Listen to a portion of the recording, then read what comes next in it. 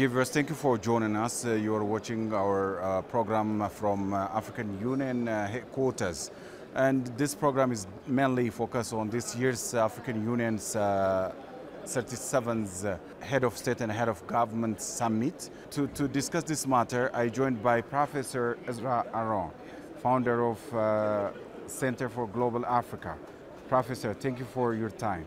Okay, thanks. And first I want to thank you officially for inviting us. You're always accommodating, and OBN News is great. I follow you, so I'm very aware of the good work that you're doing here in Addis Ababa. So thank you. The Center for Global Africa is an intermediary think tank that I established in Delaware in the U.S. to work with historically black colleges and universities and private sector partners to assist directly with African development. So beyond academics, our focus is on governance, policy, socio-economic development. And we do that in the context of working with, as I said, our historically black colleges and universities. We have over 100 such universities that have close ties to Africa historically, which I've shared with you, that the Center for Global Africa builds upon that rich heritage and legacy that connects our intellectual capital to Africa in ways that are often overlooked. So we create pathways so that the sixth region, the diaspora, can engage Africa through official channels to have concrete and material development and exchanges. This year's theme is Educate an African Fit for the 21st Century. And how do you see this? Development is a process of a mindset, and the mindset is a process of education. And it doesn't necessarily have to be formal, but it has to be an awareness of how we as Africans apply what we know in the best interests of our nations and in the best interests of Pan-Africanism. And how do we do that? In America, African Americans have never been more educated. But if we look at development and we look at the ways and means in which we see the evolution of black development in America, there are question marks. So it's not a matter of how much you study or how much you know, but it's about the application of it. So when we're talking about this theme with the African Union, to educate an African, we have to really define what we mean by education and how education is going to translate into tangible material things that will really be supportive of Agenda 2063. And I would argue that it's important in that process to really include the diaspora, the sixth region. And I know particularly in America, as I said, we have great universities that the Center for Global Africa works in conjunction with the African Union to provide capacity building support. Musa Faki Muhammad, chairperson of the African Union Commission, has said Africa is being battled by terrorism, conflict, hunger, poverty, coups, military coups, and constitutional change of government. What should be done to halt all these problems? I think, once again, the themes are related because education and intellectualism as we know it, one of the great measures of intellect is how well what you do translates into things that directly benefit you. So if Africa had an educational system that produced the kinds of outcomes that translate into development, it makes a measurable difference. So by having education, and this is the first time education has been a theme of the African Union, if I'm correct, then it's an important measure because I see it as education as a pillar so that collectively we can build upon these things. So if you look at instability, once again, just like development, instability is the reflection of a mind state. So that state of mind has to be influenced by things, as I said, will benefit Africans in a way that is self-authentic to the things that Africans are learning. Because education is not just generic, it's specific. You know, how well are you going to create curricula that is going to translate into meaningful things, that is going to become great workforce development tools, that are going to provide careers for Africans, so that what students study in a university, when they graduate, there'll be pathways for them to take their expertise and apply it in ways that can help address the things that are drivers of instability. So when we see instabilities, it's important to understand what is it that's at the root of those things. So that assessment part of understanding the particular complexities of Africa, you know, that's part of an educational process as well. Because I would argue another part of intellectualism or being educated is the degree to which you solve problems. Well, Professor, your organization, Center for Global Africa, is working to reclaim Africa's virtues, wisdom, Africa's renaissance, and Africa's forefathers and foremothers' wisdoms. What's your collaboration with the African Union as an affiliate body? Well, the Center for Global Africa is unique in that we have a partnership with the African Union through the African Peer Review Mechanism. And the African Peer Review Mechanism, or APRM, evaluates governance and socio-economic performance of nations. It's a presidential initiative whereby African experts make recommendations that governments agree to implement. And implementation processes are just as important or more as important as the assessments that are being done. So the Center for Global Africa, we work with APRM on both levels in terms of helping to add capacity to the review process that takes place, as well as working with private sector partners in relation to the implementation process. So as a diaspora intermediary, we are very much concerned about how these recommendations get translated into real-time development and what types of policy initiatives that we can assist to help drive development. But just as importantly, there has to be a broader way in which the African Union works with the diaspora so that it becomes more inclusive. Just in the U.S. alone, if you look at the diaspora population, we have near 50 million people who are of African descent. If we were an African nation, we would be the 8th largest nation in Africa, the 30th largest nation in the world. And if you look at the remittances alone that the diaspora sends to Africa, it too nears 50 billion, and it's unharnessed. So when we talk about what the center does in terms of its real value as an intermediary in bringing, convening and bringing great groups and institutions together, we become the gateway to promote these kinds of engagements and relationships between Africa and the diaspora that takes full advantage of the capacity that we have, the resources that we have, the expertise that we have. Last year, the team was accelerating the African Continental Free Trade Area. Before that, it was African Solution for African Problems. Before that, it was Resilient in Nutrition.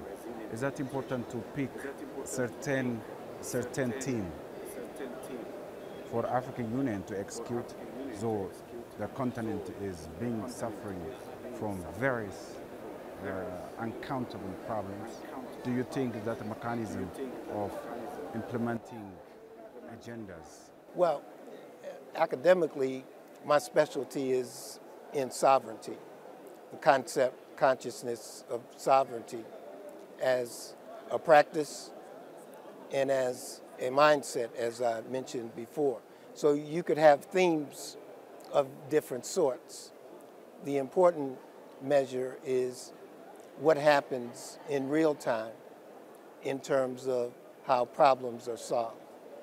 Okay, and so I've always said that there should be a common definition of this concept of sovereignty that is accompanied by common practices, so that one of the themes, as you mentioned, African solutions to African problems, has a better chance of really being concretized if that commonality of understanding of what this concept and consciousness of sovereignty is really all about.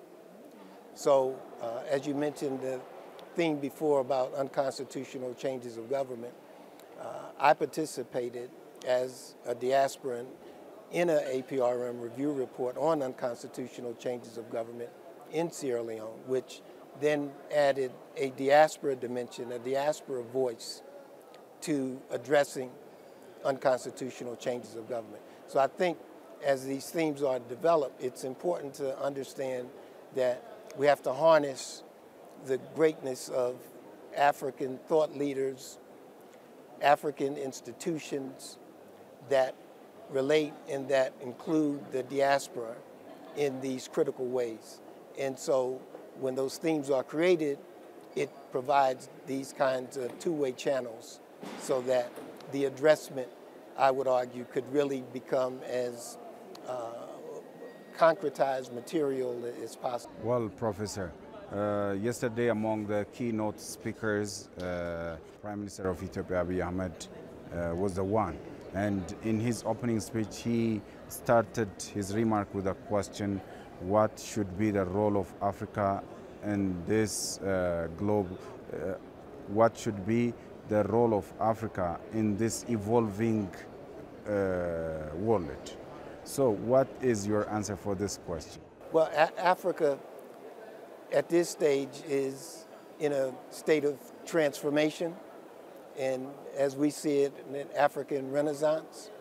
And I think that the role that Africans should focus on is self-development, because it takes the fullness of a nation in terms of its sovereign development and processes, that it can really share what it has. You know, for too long, Africa has been a place of extraction. It's been a place where other nations have developed themselves at the expense of Africa. So how do we change that dynamic?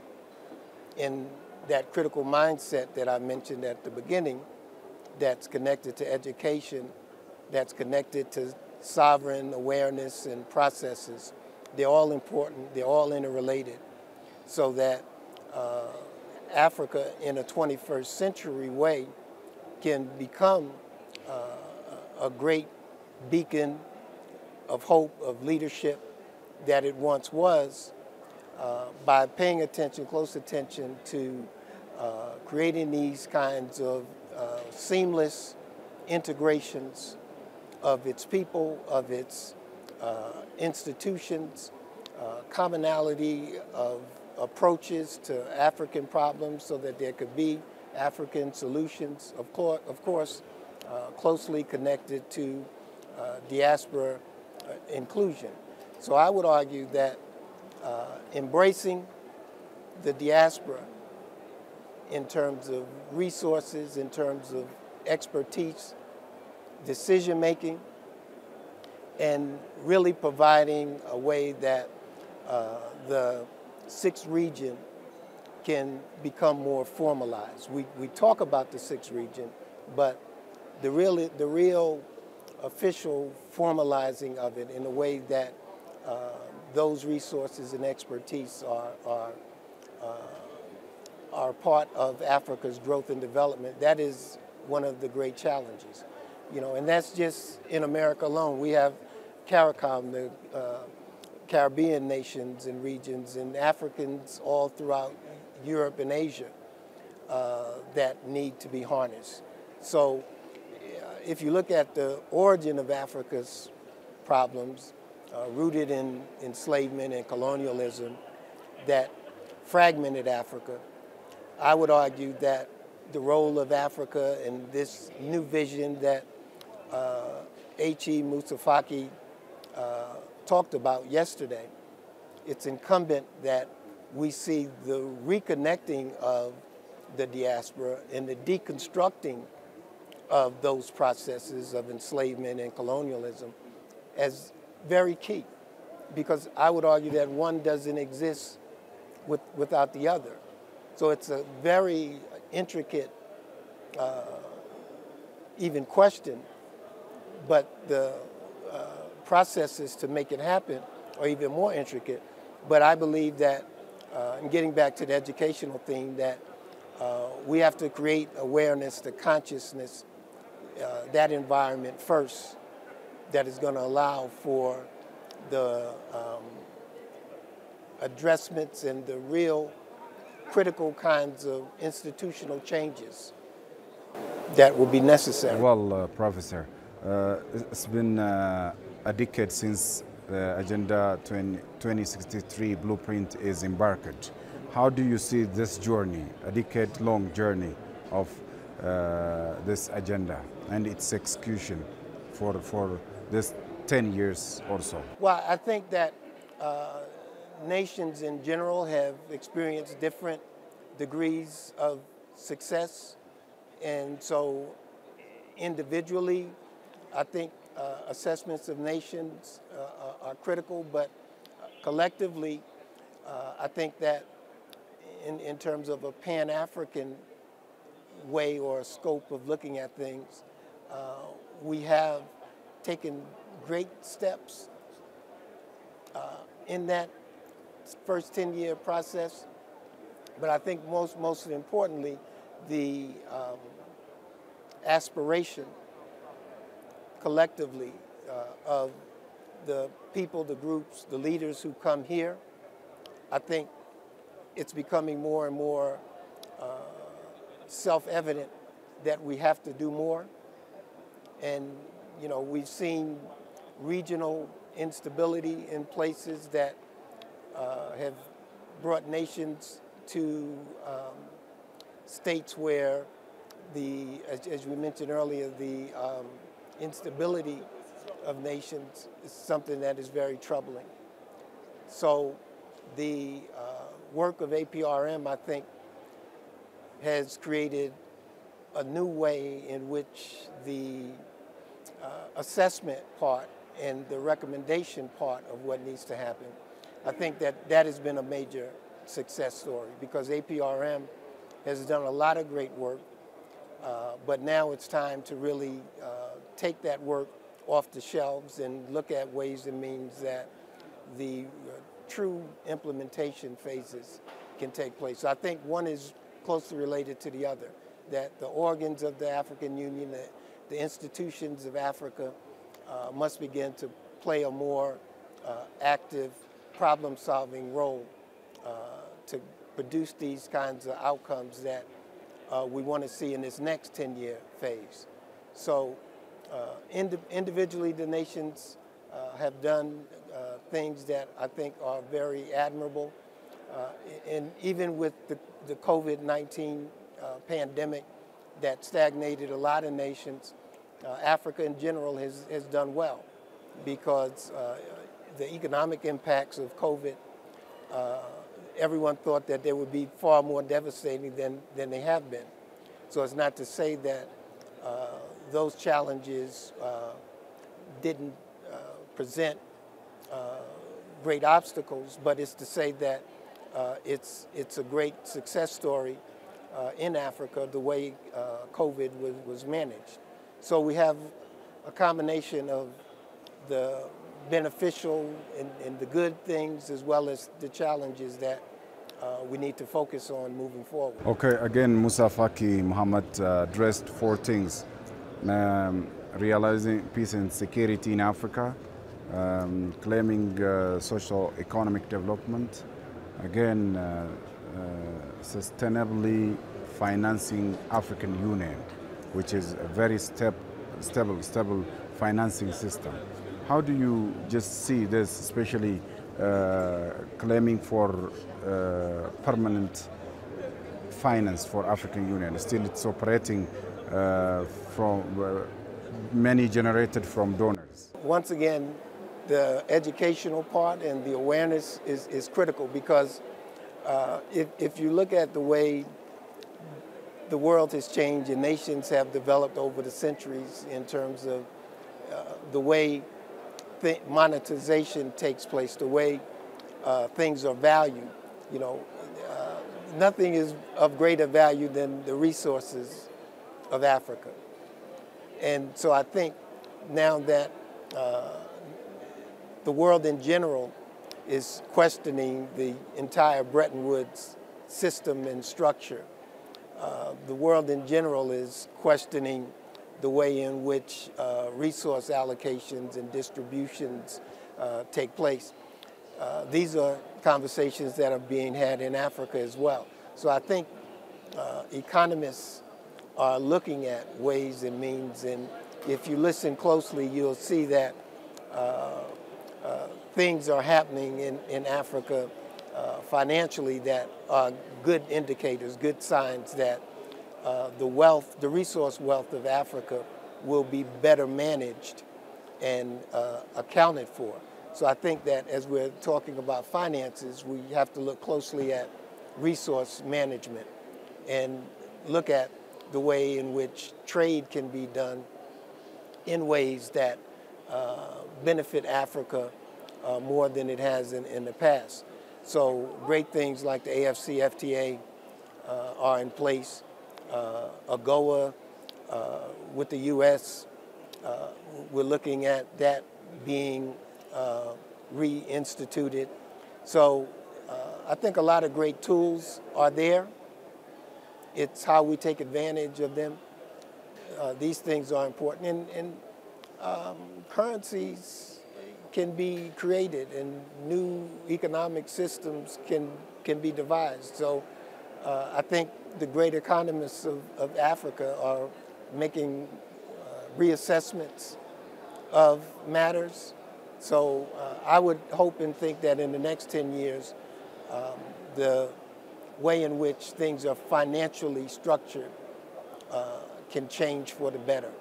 Okay, how do you see the acceleration of the African Continental Free Trade Area? Yes, I think that, once again, I'll answer that in relation to the diaspora and the integration of the diaspora into African economies, not just financially, but, as I said, the resources and the expertise that comes along with the diaspora. And so I think regionally, that process of the free trade have a lot of hard questions to answer, because trade in and of itself have had barriers that we all know of, between neighboring states. So I think the conversation could be enlarged when we're talking about AfCFTA, and when I say enlarge, to bring in the 6 region counterparts as critical support systems to help facilitate that kind of change that AfCFTA is promoting. Because I think that's one of the things we're further away from when we're talking about the 10-year changes over this next decade. I think trade is one of the major challenges. Okay, Professor Ezrah Aharone, before leaving, if you have any remark, any say, please go ahead. Thank you for that, and once again, always great to be with you. As I said, intellect, there should be 2 great measures of intellect in education. One, the degree to which you solve problems. 2, the degree to which economies are created, so that what you know as a nation, what you know and practice as institutions, you become the greatest beneficiary of that knowledge. So education, knowledge, intellect, these are things that must be organic to a people. You can't import education. It has to be self-materialized, organic, to address the particularities of issues that every nation faces. And in the process of that, the sixth region is a great overlooked asset that once factored into the equation of education, I would argue, gives Agenda 2063 the greatest chance of success, and it allows the fullness of the diaspora in Africa working together in Pan-African ways that we've always talked about, that the founders of the original OAU dreamed about and created, that translated into today's African Union. These are the kinds of Pan-African targets that we need to focus on. And the Center for Global Africa is very, very glad, very proud to be a part of that process. Professor Ezrah Aharone, thank you for your expertise and thank you for your precious time. Thank you for inviting me. As I said, I appreciate OBN for always being accommodating, and your great work is only a great addition and asset to this network. Appreciate you very much. Dear viewers, thank you for watching. This brings you the end of our edition for today. See you next time with another edition. Bye-bye. Have a good one.